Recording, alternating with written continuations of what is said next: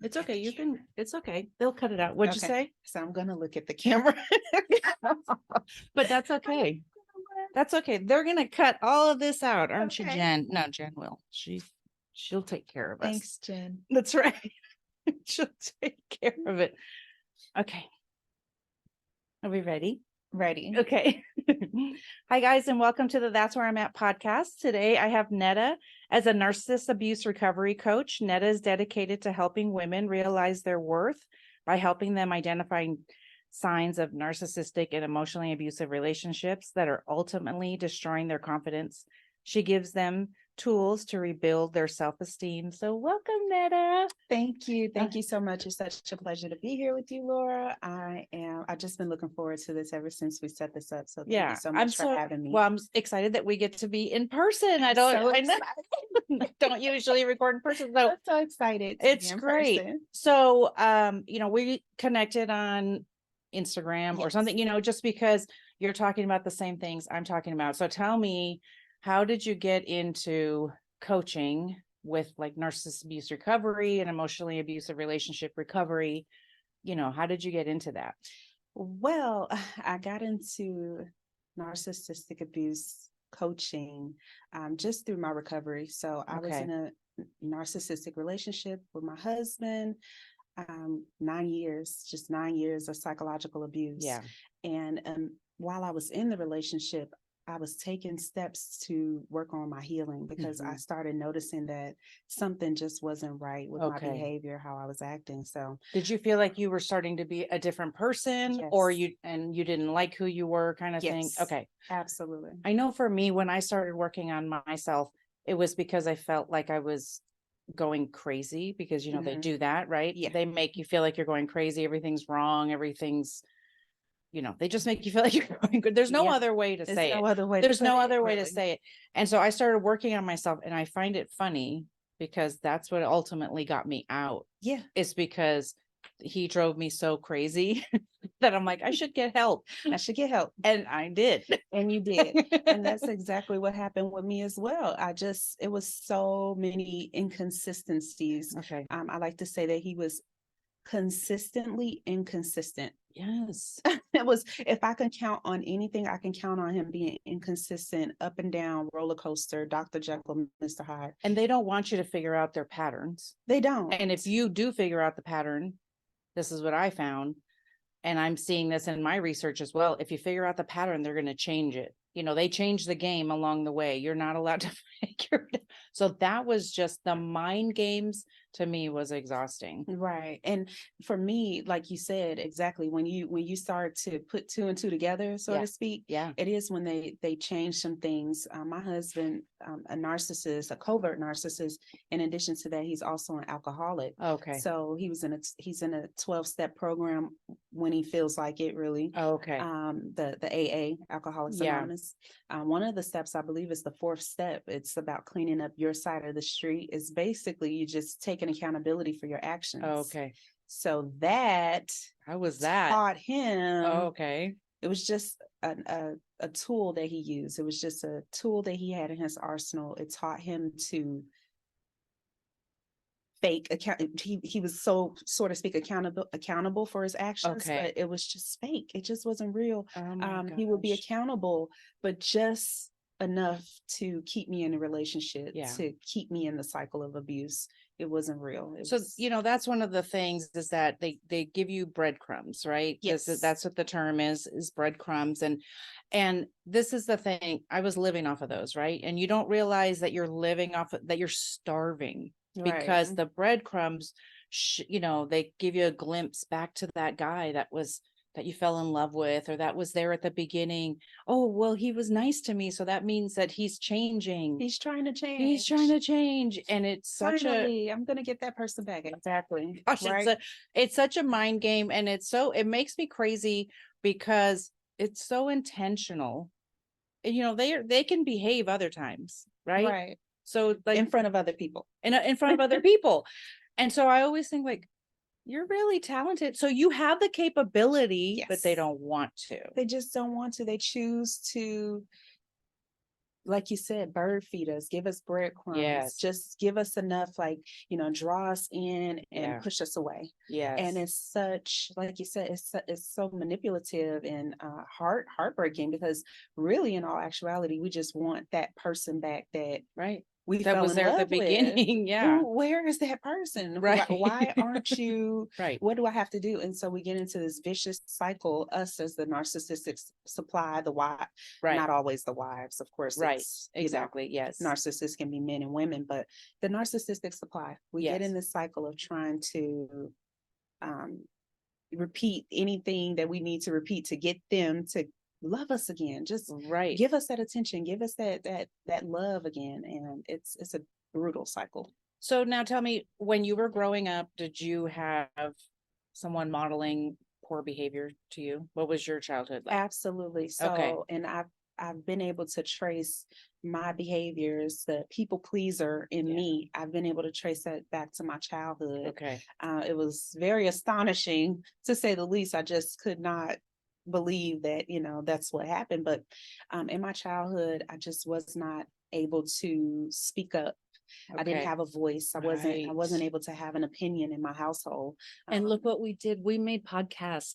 We're now we have podcasts. Okay, because Netta's also Netta speaks. Yeah, Netta speaks. That's a thing. I called my media, my friend Gabby, my media girl, and I said, "Oh my gosh, no one ever listened to me, so I started a podcast." She's like, "Yep."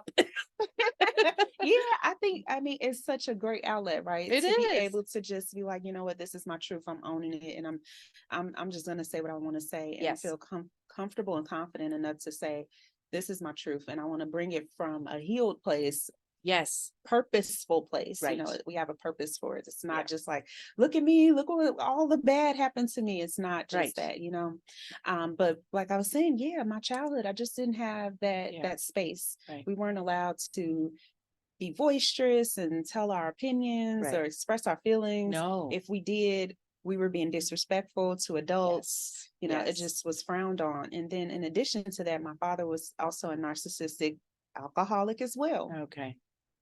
And so he had all this pent up aggression, and he let it out. He was very, very unpredictable. Yeah. So it was a scary place to grow up as a child. Right. So when I grew up, I was always shrinking myself, timid, not necessarily all the way timid, but just shrinking and just afraid to say what I wanted to say because I wasn't able to as a child. Well, right, because you don't know how people are going to react, because you were taught, because there might be a volatile situation. Yes. You were either taught that or you learned that by what was going on around you. And so isn't it interesting? And can you talk about that? And do you touch on that in your coaching, that how you went from one alcoholic narcissist to another, right? And then going into your marriage. Do you talk about that when you're doing coaching, and how there's that pattern that you're repeating? Absolutely. Yes. I have to talk about it in my coaching, because it's very prevalent that us as the people pleasers, or sometimes codependent people, we had these childhoods where we had some trauma. Even if I've had a few people say, well, you know what, my childhood wasn't traumatic, but they will say that maybe their mom or their grandmother was a people pleaser, or someone in their family was a people pleaser. So I have to take them back. Right. I have to show them, and I do this by telling them my story. Yes. And then it gives them that space to open up and say, oh, I get it. I see what you're saying. Well, right, because I think, you seem like you're younger than I am, but it doesn't matter. We're probably fairly close in age, and we were taught, probably because, say, before even the internet, right? If they weren't beating you, then you weren't being abused, right? And so now we have this other kind of language where we can talk about emotional abuse. Right. And we were talking about this last night, about how people will say, I had a really good childhood. And then I say, I'm telling you, I don't know how many podcast interviews I've done. And then like 10 minutes in, I'm like, was it? Was it really a good childhood? But so when we're being self-aware, right, which is something that we need to come to the point of being self-aware, not to shame anybody, but Right. to be aware of what was in the past, because that's what I've been working on. This seems to be like the last 6 months. Okay, so now I figured out he's a narcissist and he did all these things to me. Okay, but then I'm like, how did I choose all these men? Because I started thinking about this is the pattern I have. Yeah. And that Same. I didn't, no one was listening to me, or I tried to kind of shape shift into whatever anyone wanted me to be, because that was the easy way out, right? So do you have do you see that too in your life? Absolutely. Yeah. Absolutely. And the clients I work with as well, Yes. where we Yes. collectively, we have previous partners that were also demonstrated some narcissistic traits. Absolutely. Right. And I think my relationship that I was in prior to my husband, this demonstrated even more so narcissistic. Okay. It was really like kind of psychotic, some of the things, some of his abuse. Yes. But definitely narcissistic traits for sure. And it still continued until you finally figured out. So what kinds of things were you doing that you were like, I see my pattern of behavior? What kinds of things did you start doing to help yourself to heal? Well, how I just had to start, number one, I had to start being honest with myself. I was in complete denial. Okay. I just kept wanting my new relationship because my relationship with my husband was the relationship that I entered into right after the previous relationship. Okay. So I'm just like, you know what, this one has to make work. It work. I want it to work so bad because I didn't want people to associate the failure of this relationship with my behavior. I didn't want people to think that I was doing something wrong. So right. Basically what I did, I had to stop lying. I had to stop lying to myself. I'm like, you know what? This is a crazy relationship. From there, I just started therapy. I'm like, you know what? Like, same thing with you. Right. Like, something's wrong. Right. I'm snapping on people. I was like really snappy. I just really did not like that version. I'm like, this is not me. I'm lost now. So I got some therapy. Somebody told me this one word I never heard of: boundaries. Right. Boundaries. What is that? Yes, exactly. I was talking about this with some friends, because people think that boundaries is like me making you do something, right? Me saying, that's what I thought it was. Right. You have to treat me with respect. You can't talk to me that way, whatever. No, it's boundaries, or we're teaching others how I'm not going to stay in this conversation if you continue to yell. I'm just going to go ahead and leave or whatever. And for people pleasers, that's not easy, because it wasn't for me. It was not difficult. It was extremely difficult, because I'm like, you know what? I love these people. First of all, you want me to tell them no? Then they might not like me. They're not gonna like me. Right. It was horrid. It was so horrid. I'm like, I just can't do this. So I started setting weak boundaries. I stopped answering the phone. Okay. I was just running away from it. That's something. In the beginning, that's what it looked like. I'm like, I just can't do this. Yeah. Until eventually I'm like, you know what?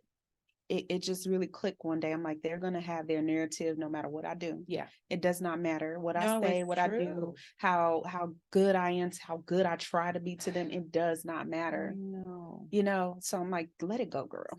Well, and it's true, but that takes a lot of work, right? It takes so much work, because we have to love ourselves enough to say that if they don't like me, I still like me, and I'm okay with that. It's like, but that takes a lot of work. It takes a lot of work to really just, debunk all those myths. And that's what I say a lot. I debunked all the myths that I had set up in my mind. I made a mental prison, and I was living in a mental prison, a mental hell. Right. And I'm like, I don't have to be here anymore. Right. One of them was, I was this bad person. I was a horrible person. I was afraid to be alone. I was afraid of my ex going and being, or not my ex. I was afraid of my husband going and being with his ex. So I'm like, you know what? Just debunk all of these myths. You're not a bad person. Right. You can't be alone with 8 billion people on the planet. Right. Make it make sense. If he does go back to his ex, he's going to be a nightmare for her, because he's a nightmare for you. And that just changed the game for me.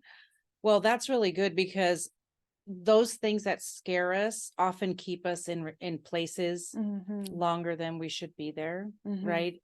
Longer than what's best for us. Yes. And I know for me, and I always tell my therapist, thank you for not shaming me into leaving him, because I said all the time, well, I'm going to leave this month, and then I'd come back. Well, I didn't leave him, and she'd be like, that's okay, right. It's okay. Hey, I'm not here to.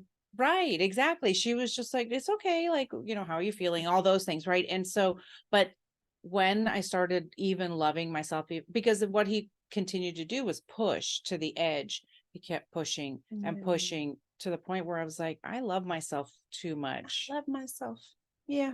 And I tell people that all the time, and I think they're like, but I understand. I try to put myself back in that place. The women that I'm coaching, I try to put myself back in that mind frame, because I tell them all the time, I was not loving myself. Right. Obviously, I just was not. Right. And we have to be honest that, we can't possibly be loving ourselves the way that we think that we're loving ourselves if we're subjecting ourselves to this type of abuse. No, it's true. Right. So, and once I started loving myself, I didn't care anymore. I'm like, you know what, you can have your narrative, you can have whatever you need. Right. I don't care.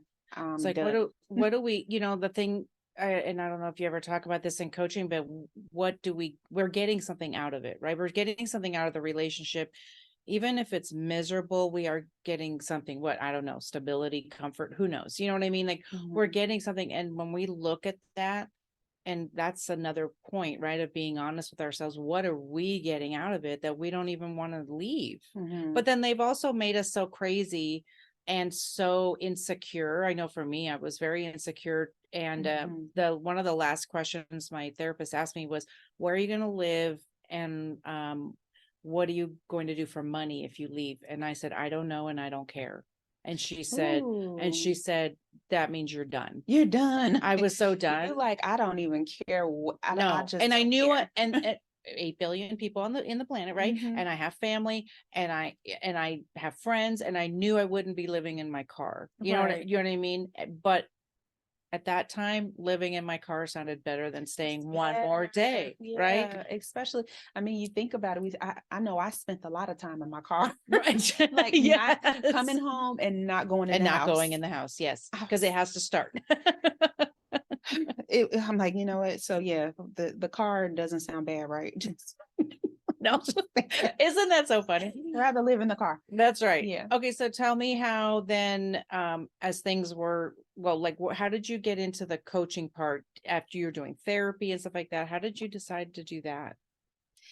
I started getting into coaching because I'm looking at the content that's being created, and it's a lot of wonderful content creators surrounding narcissistic abuse and recovery, and I really love it. However, I'm like, you know what, I need to share my story. I need to get my message out here, because I feel as though a lot of people are really stuck on the narcissist. Yes. And studying the narcissist and their behavior and their traits, and we just study inside out, and you're not going to find any growth there. Yes. Yeah, we understanding the narcissist and the behavior, and having someone say, you know what, I went through the same thing. It does feel good, but now we need to move forward. Right. And the only way we're able to do that is to recognize our behaviors, how we're showing up, our people pleasing. Really? Yeah. Well, because you don't want to continue to do the same thing over and over when you leave. Now, are you still with your husband? No. Okay. We're separated, and we're in the process of getting a divorce. Okay. And so it just got to a point where you said, this is too much. You know what? I say this a lot. I left on accident. Oh, I really did. Okay. I really did. Honestly, I was trying to, after I noticed that, I did notice that he has some narcissistic traits. Okay. I wasn't fully set on him. I'm like, I wasn't really sure. But then I started healing, right? And it felt so good. Yeah. I was doing yoga and meditating, my positive affirmations. I felt amazing. And I'm like, I can put up with anything. Okay. I can put up with anything. So I'm like, if I live in complete harmony with myself, then this abuse, this situation, it won't look like abuse anymore. It's going to look like something else. Okay. But no, that's not what happened. I woke up one day and I was like, this is crazy. Yeah. what am I doing? Right. And I was just done.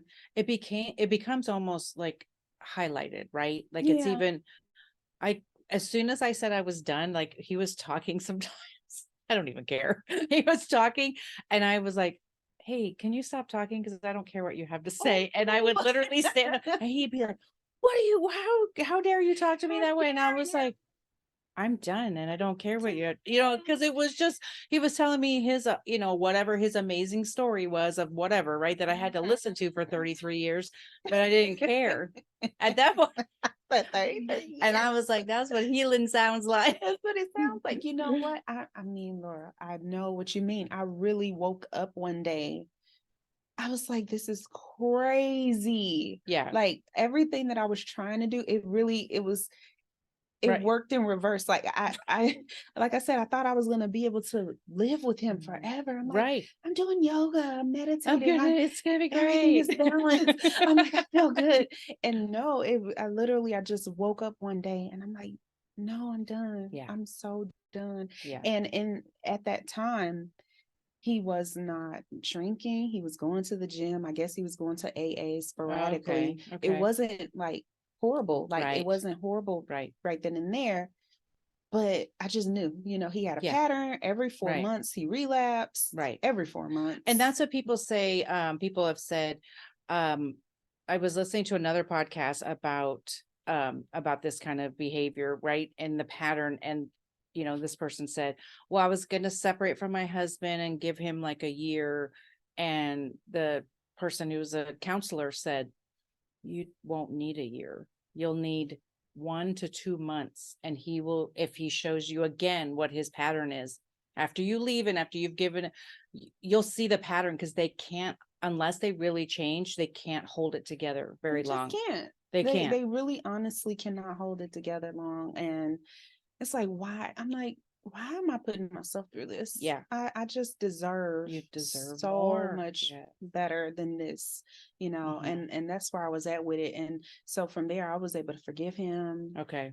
Honestly, just forgive, because I didn't want to hold on to that hate and that bitterness and that resentment. Right. So I was just able to just move on. And first of all, I had to forgive myself. Because I'm like, you know what, some of the things that he put me through, the physical abuse, some things I couldn't even tell myself for a very long time, let alone I haven't even been able to share everything, the physical abuse. And I just had to forgive myself. For making the choices. For staying in that. Yeah. To have someone physically assault me. Yeah. And staying. Yeah. So I had to that's myself. really good. I've only spent a little bit of time forgiving myself, and it's not something I've spent a long time doing. I have a lot of people around me when I say, like, I can't believe I stayed so long. And so many people have said, don't beat yourself up. I was there 33 years because I trusted him. And I just thought, well, he's just a jerk. Right. You know what I mean? He's just a jerk. But that's really good. I bet that's really powerful when you're talking. Do you do that with your coaching clients? Absolutely. Right. Because I think that's a missing piece of that, forgiving ourselves for. Oh, yeah.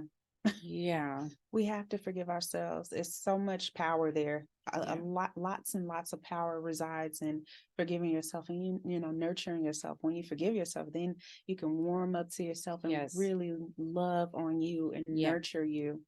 And from there births so much love and like, okay, I get it. I understand that, your trauma, my husband, his trauma, his childhood trauma caused him to respond to life the way that he did. Exactly. My childhood trauma caused me to respond to life the way that I did. Yes. And I understand it, and I still can walk away. Yes. I'm not your psychotherapist. Exactly. Exactly. And I had done a video the other day, and I said that I'm like, I know why he was created at the hands of his emotionally neglectful mother. Totally get it. But is he a grown ass adult and still chose to abuse me? Yes. So I chose to walk. You know what I mean? Because because if he's going to do this, okay, my choice, and here's a boundary, right? Yeah. That's what a boundary looks like. Not telling him, because I did tell him, can you stop this? Can you stop that? We bargained. We did. We bargained. We gave ultimatums. We bargained. We pleaded. We damn near pleaded and begged. Like, please. Like, I don't want to divorced. I did. I'd rather have life with you. I did. I asked him to stop with who is his current wife now. He got remarried to the woman. I kept asking him to stop. Yeah. I begged him to stop and he wouldn't, because, well, he said he would, but because I allowed it. And that's like, I don't want people to be shamed in that, but I want you to know that every time you allow a behavior in any toxic relationship, it's in their mind, they're going, she allowed this, so now I can do it again. Yeah, I'm not doing anything wrong. And that's exactly what my husband thought, soon to be ex-husband. Yeah. You can call him your ex if you want, whatever you want to say. Yeah, I think I'm gonna start saying ex-husband. Yeah. But yeah, so he definitely he thought that since I was staying in a relationship that it wasn't a problem. Yes. I remember once being physically assaulted in the worst way possible. I had to go to the hospital. I had nasty stitches and everything. Yeah. And I don't remember till this day, I don't remember him apologizing, not even apologizing. Oh, I no. don't. I think life just went on. Yeah. If he did apologize, it's suppressed somewhere. I don't think he did. No. Honestly, life just went on and we just went on about our lives. Count on one hand how many times he said he was sorry about something. Yeah. I think on Lee Hammock's page recently, he had posted a video of the girl who got thrown in the lake. Did you see that one? I didn't. Okay. Somebody threw in a lake and it's recorded. The narcissist was recording her. Oh my goodness. And of course, and she's a Black girl and she had her hair done. She was screaming at him going, I spent $1,000 on my hair. I know people spend money on their hair, right? Right. But she was like coughing. She could have drowned. Like the lake was not, it wasn't like a calm lake. It looked like it was in like a city. Like a stream type, like. It was like in a city and it looked like it was like moving. Right.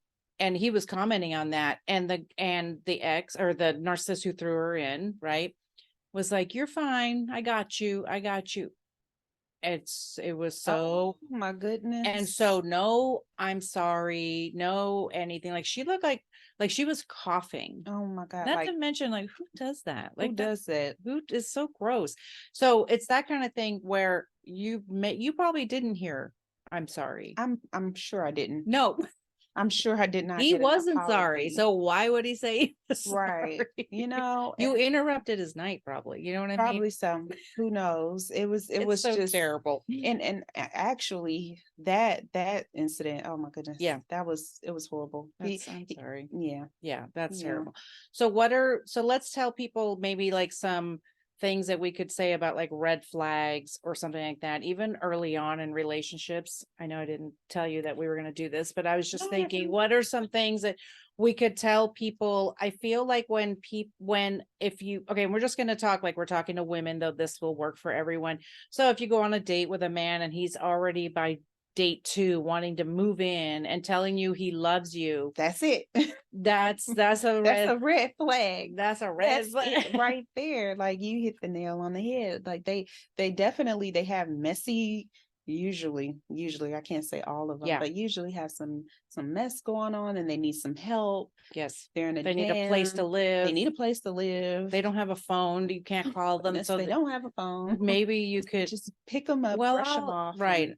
And they end up, well, maybe I'll buy you a phone or something so we can keep it. I really want to stay in contact with you. And usually they say that they have their exes are all crazy. The exes are always crazy. Look at you. Right. You got this. You got this. You got this, girl. That's it. I lived it. That's right. I mean, literally you right. That's my life right there. That's exactly what happened from him needing a place. He literally moved in with me. He came to visit from out of state and he never left. Never left. That's what you happened. Let him in the door. I let him in. And then like you said, the exes being crazy and all of that. And then they do this switch and then you're the crazy one. It's like, wait, I thought that they were crazy. And this is the important thing I'm thinking about, made me think about, the smear campaign that happens after. Okay. Yeah. So which people don't really realize. Look, I know that I only know because my children are grown and they will repeat. They think their dad's ridiculous and they will repeat back to me some of the things he says. And I'm like, Okay. Because they know it's not true, And the thing we have to remember is if we love ourselves enough, then even though they're talking poorly about us, it doesn't matter what they're saying. It doesn't matter. Because they've been lying for all this time. They're going to keep lying. And what I've come to realize is we have to mind our own business. I say that a lot. Yes. Like, that's not our business. That's their business. It belongs to them. Yeah. We can't police other people's thoughts. No. Like, why? What why other people think energy? of you, what other people think of you is none of your business. It's not.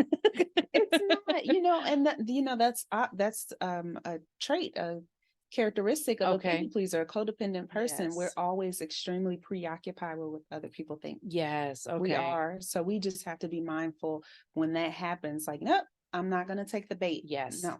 Yes. I'm going to resist. Right. Well, because what will happen if I do this thing, I've spoken to many people where they want to live a dream of some sort, but what will my mom say? Or what will you're a grown up. You're an adult.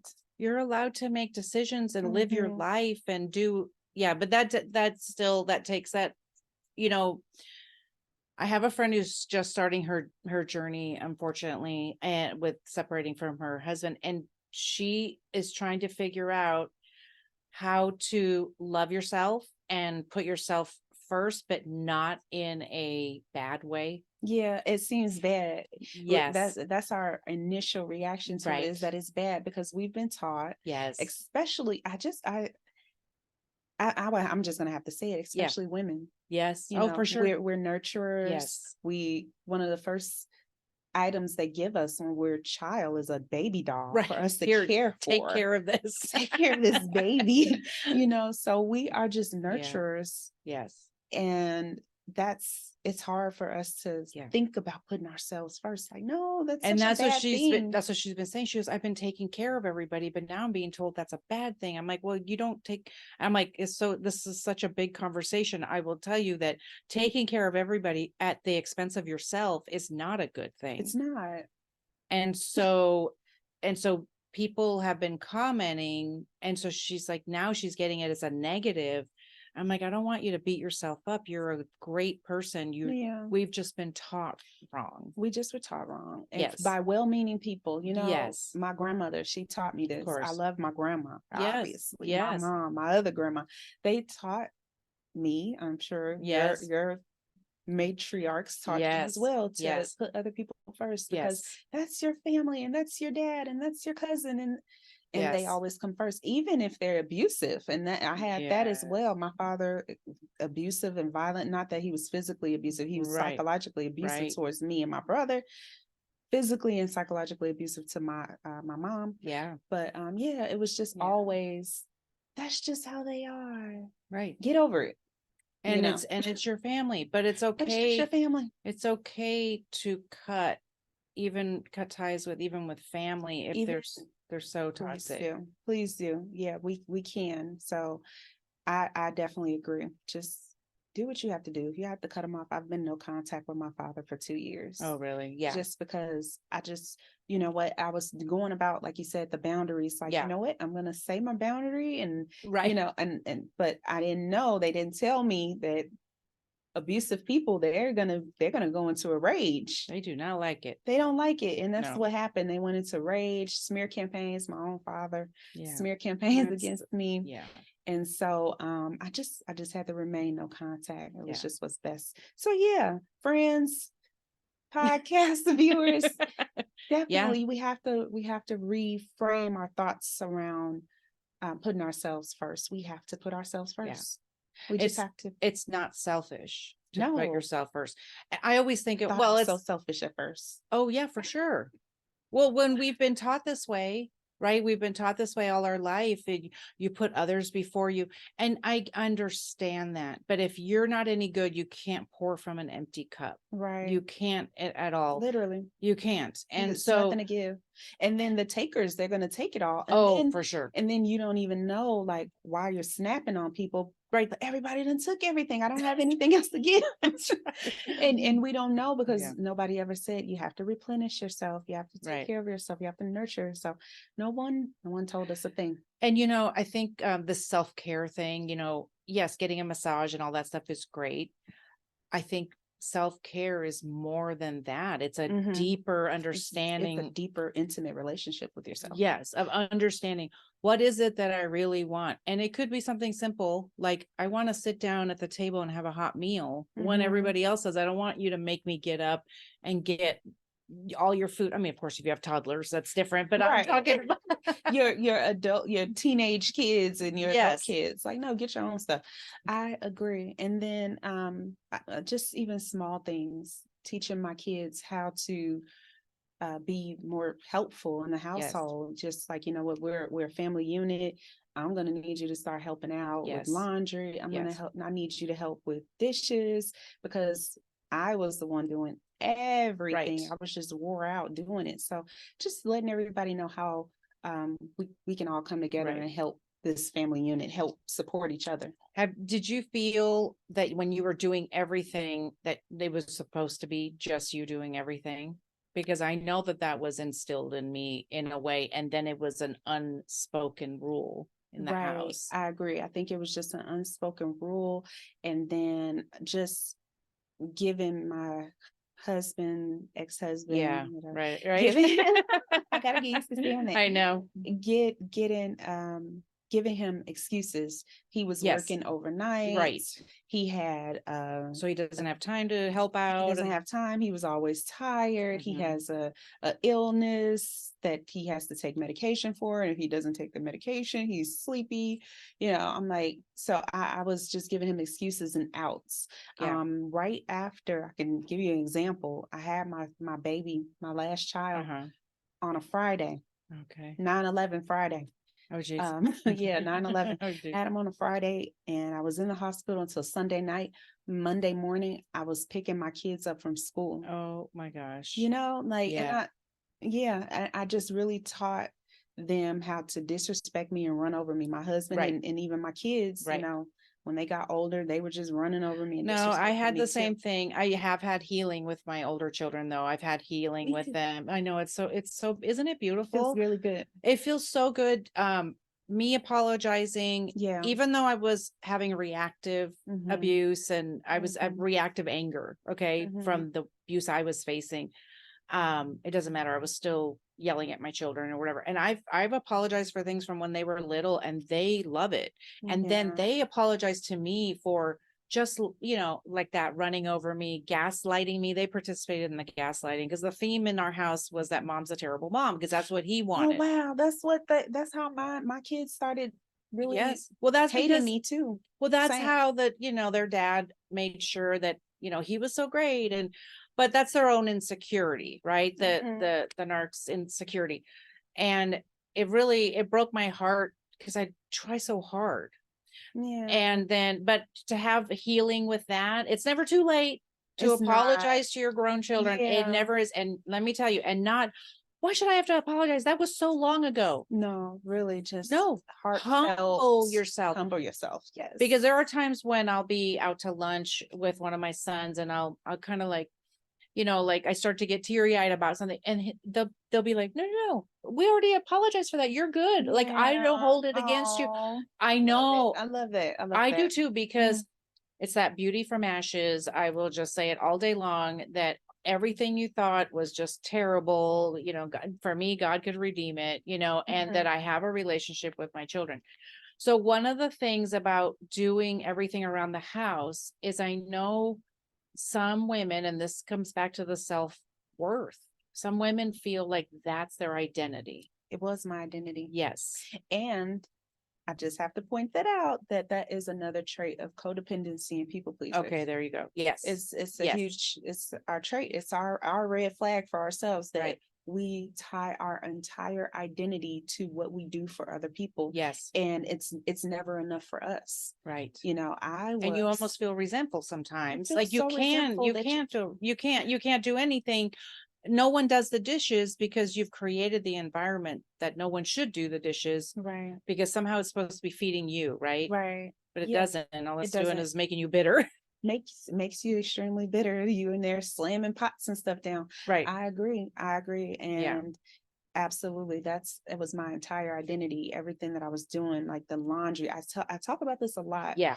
About the perfectionism. I was really striving just to be perfect, this perfect housewife, because my husband was, alluding to the fact that I wasn't good enough. Yes, of course. So I'm like, I have so and so to does it better. Have you try. seen so and so's house? Yeah. I hated when we went over to other people's homes for parties and stuff, and I'd be like, gosh, it's so decorated, so pretty. And he'd be like, well, she has a really good eye and stuff like that. And I would think, but like, if I bought a new, I don't care what it was, clear glass, anything, right? It would be like, why did you get that? It's wrong. It's wrong for this space. I could not make any decisions. You couldn't, right? I agree with you.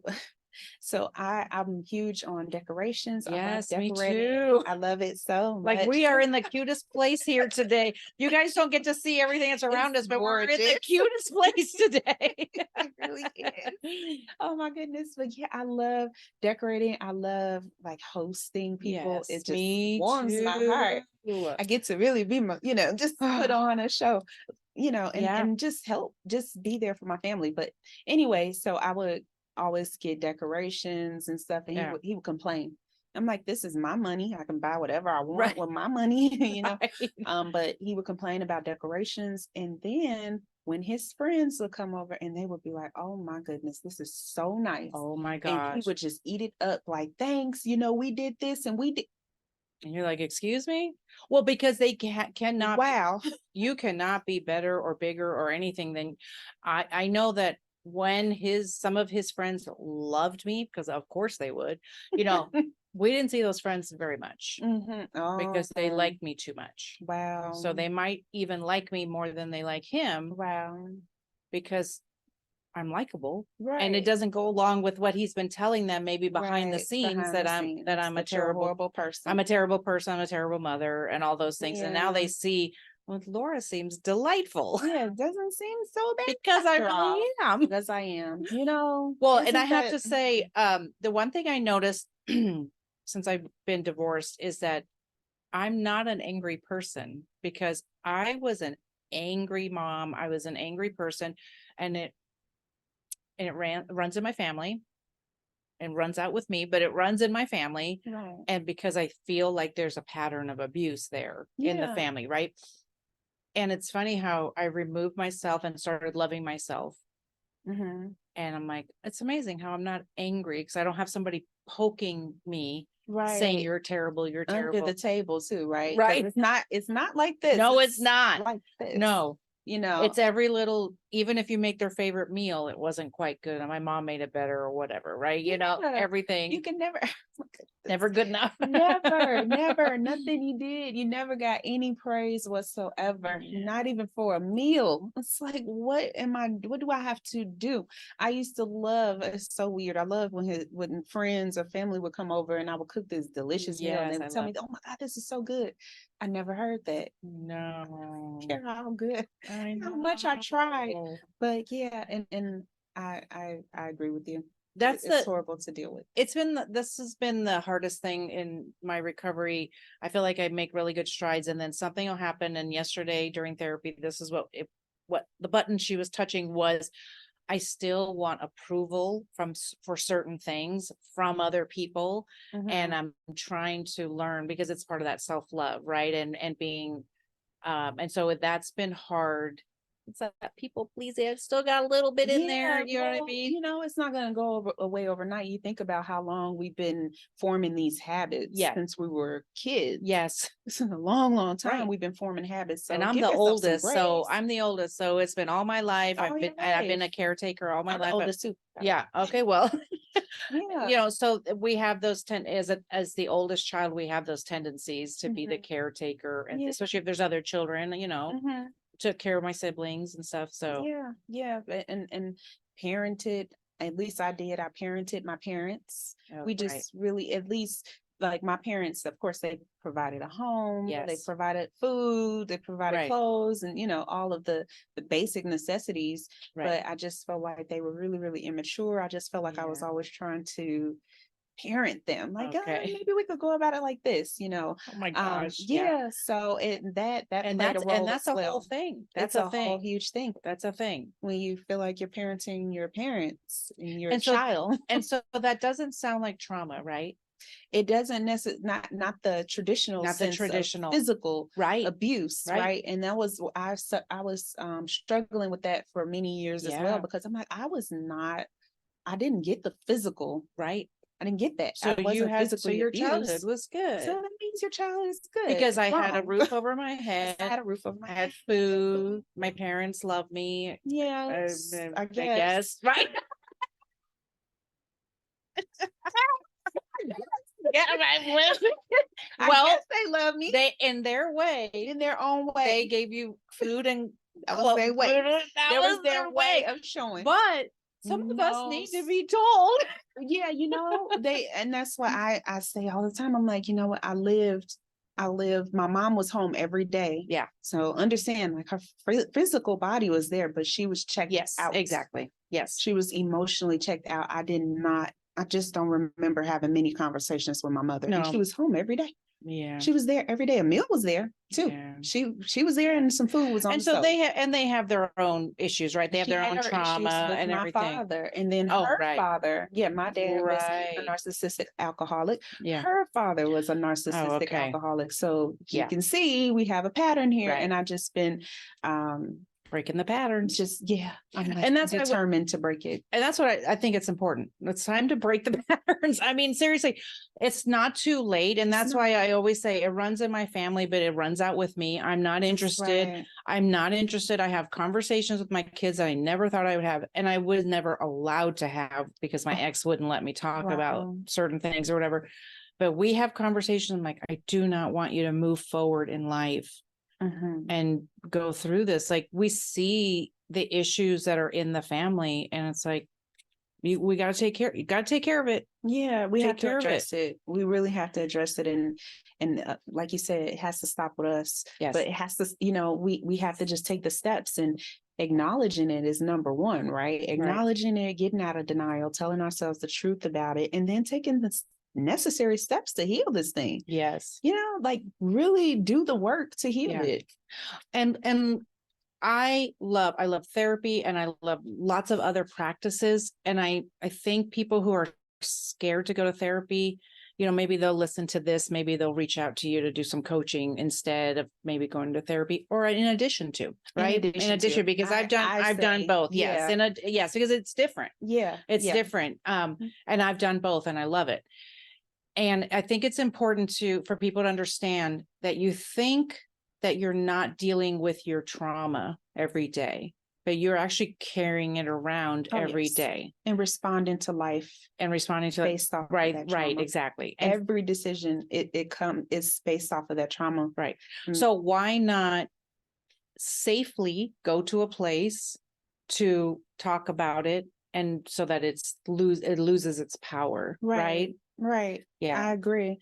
Because, most people wait until there's this big event, this big catastrophic event, trauma, to take place, a crisis, and then seek some therapy. I mean, you can definitely get in front of that thing and start getting the therapy and getting some help and just talking about the issues. So I agree.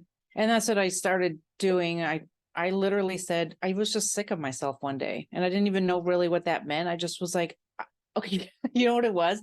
I was angry all the time, right? Yeah. Probably a variety of reasons, but I was angry all the time, and I would see happy people, and I would be like, I don't understand. How are they happy? Yeah. How do you get happy? What does that even look like? Do you just go, I'm happy? Like, what does that even mean? But then I'd go but I had inner turmoil from other things, because I didn't have an abusive childhood, but I had things that I talked about, in therapy. And that's all it was. It was like, I want to be happy. Yeah, what does that mean? I want to be. How do you do that? The number one was letting the narcissist go. Yes, oh my goodness, seriously. That made them that really helped. That really, really, really, really helped to just be clear, to have some clarity about life, and not wake up confused, not wake up nervous and scared. Isn't that amazing? that's the thing. That's the biggest thing that I've noticed is the clarity. The clarity. And this, and I kind of wanted to like research this a little more, but I'm just going to talk about it now. I stopped drinking. Me too.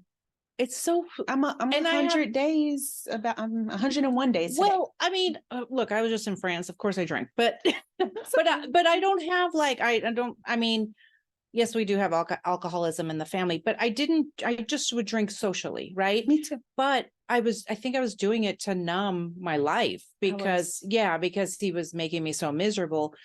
And one day I was just like, oh my gosh, my mind is starting to be so clear. And then I was like, you know what I'm going to do? I'm going to stop drinking. It was just kind of like an added bonus. It was, yes, I agree. And now bonus. There's like, we're getting clear-headed from not having the mind games anymore.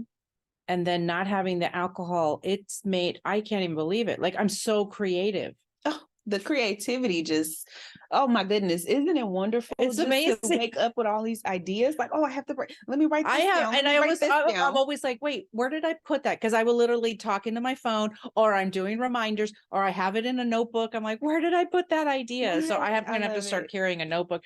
That has been such a benefit that people I don't think realize is the clarity you get, because you don't have to be subjected to their mind games anymore. Right. Yes. I mean, because literally, I mean, that's the number one word I use to describe being out of the relationship is clarity. Like I'm just clear. Yes. It's fresh, crisp, fresh, clean air. And it is. I describe our relationship as like being, my marriage was like being in a slow burning building. Yes. And, the flames was not the problem. It was the smoke. Yes. And I just was choking from the smoke. No, that's true. what it felt like, and so, of course, the smoke is the confusion and the games and the manipulation and the triangulate, gaslighting. Oh my gosh. And to be out of that is such an amazing feeling. And I try to, because a lot of people on my lives, the clients that I work with, they're like, how does it feel? And I'm like, I can't really describe it. It's not enough words to describe. The best thing I can tell you is clarity. I feel clear. Yeah. And I feel bad. I'm thankful that I'm at 13 months out and I can talk to my friends who are unfortunately just starting their journey, but I'm so thankful I can talk to them. And when they're devastated and they're crying and they're having that desire to go back or to talk to them. And I'm like, you got to think about all the shit. Write your shit list about all the shit they did. Write down how they cheated and everything. Just write it out, because yes, I do believe in looking at the positive and things like that. But in this kind of a marriage, I didn't leave a marriage where we just had irreconcilable differences. No, we were being emotionally abused and in your case, physically abused. And so I just started writing things, and I have it in my phone. And anytime I was like, oh, I miss him, I'd be like, and he did this and this and this, and I'm worth more than that. You're worth more than that. I had to do the same thing. I wrote me this really long, it's probably like a 12-page letter, and I pull it out whenever I need to remind myself how horrible. And I describe everything from how I felt, the assault that took place, what I smelled, what I seen, everything. I just describe everything. And so that's just an excellent reminder. That might be a good book. It will be. Okay, it will good. It's going in my book. Okay, good. It will be. Yeah. So that's what I do. And another thing I always tell myself, that wherever I'm headed, like how you said that you don't know what was going to take place, if you're going to be able to take care of yourself. Right. Wherever I'm headed has to be better than here. Yes. Wherever I'm going. But they're gonna make you think that it's not. Oh, of course. And that no one will love you like they do. I hope nobody loves me like they do. I hope they don't. Right. The stuff he was saying was ridiculous to me. I mean, he would tell me that my kids were bad. Nobody would want to deal with a woman with 3 kids, and the kids were bad. I'm like, oh my goodness. I don't care. When I got divorced, I had people messaging me. I had so many people messaging me saying, Laura, this is my second husband. I've been married to this man for 25 years. My first one was an abusive, whatever. There's someone out there for you that's going to love you. And so I was like, oh, because I'd see these women with their great marriages and I didn't know it was their second marriage or whatever, and that they had been in an abusive relationship. So it just gave me hope. And I was so thankful for those women that reached out and were like, it's going to be okay. Just take that first step. You don't have to make any decisions. I'm thankful that my brother took me in. I have a safe place to live and I'm fine. And it's like, and that empty pillow, I was saying, I have an empty pillow next to me and that's okay. And she goes, my friend said, no, that pillow's covered in peace. It's covered in complete peace. Yeah. And it's even those small things like, Laura, we could do a whole talk. Yes, exactly. Like the small things, like not having to do laundry for an extra person. Seriously. Like, it feels so good to not have to do your laundry, not have to, can you pick this up? Like, why am I telling you, you're almost 40? Why am I telling you to pick your socks up? They know, but they don't do it. And even for me, like doing things like the laundry or cooking or whatever, but doing things and then not having to be in a hurry to, oh yeah, I left the clothes in the drawer, I'll get it later, knowing if that happened any other time, he would have been like, why are the clothes in the drawer? Because you're doing it wrong. Whatever, it's just a reason to find something wrong. I have a friend who, I sent her some groceries and I asked her to pick out some things because she was sick. And I said, I'm going to send you some groceries. And she texted me back. She goes, I'm having a really hard time choosing for myself because she's just now separating. Yeah. Because I didn't realize I don't know how to make decisions for myself and what I like. Oh, Laura, I can attest to that. I mean, from the confusion and not trusting myself and always needing to ask other people what they thought, it really went into other areas of my life to the point where I was at Old Navy picking out clothes for I think he was probably 9 or 10 at the time, for my son. And Laura, I did not know what to get. Yeah. Old Navy. Right. Get a red shirt, get some blue pants. I was going to say, there's not that many choices. I literally, I'm like, I don't know. I called someone and I'm like, I'm a FaceTime what should and I what get? do you think? Yeah.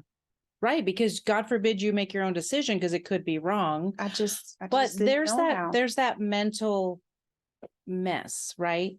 That we have clarity now. But even that, I remember I could not make decisions. Yeah. It was so hard. You don't even notice how bad it gets. No. It's just so subtle to the point where like me, I'm standing in this store and I'm like, I don't know what to get. I don't know what to do. Yeah. It just happened. It was really good. I told her, I said, I'm really proud of you for being so self-aware that I know you're having a hard time, but look at how self-aware you are. That's a good thing. That's a good thing. So good. Well, I'm so glad you were here. Same. Where can people get a hold of you if they want to see you online or get a hold of, and we'll put everything in the show notes so people can just click on links and stuff, but where can people see you? Absolutely. You can see me on Netta Coaches. So my website is Netta, Netta Coaches, COACHES.com. Yeah. NettaCoaches.com. And then my Instagram and TikTok and Facebook at Netta Speaks. So you can find me there. And like you said, it will be in the notes. So I do have a 12-week coaching program. Oh, perfect. It's coming up. It's October 30th. It's really, really and this will come out after, but they'll still get a hold of you if you'll always. I'm doing it again. I'm going to keep running this program over again. Yeah. And we'll put all that. So you guys get a hold of her. And if anything resonated with you today, of course, leave a comment and of course, and go follow her on Instagram and everything. Please thank you so much. Thank you so much. Oh my goodness. I want to hug her. Okay.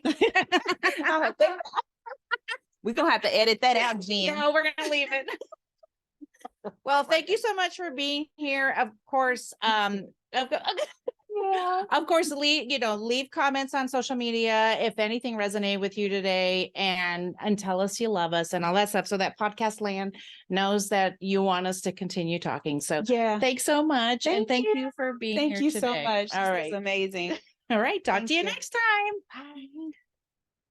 Oh goodness, we fail. That's okay. That was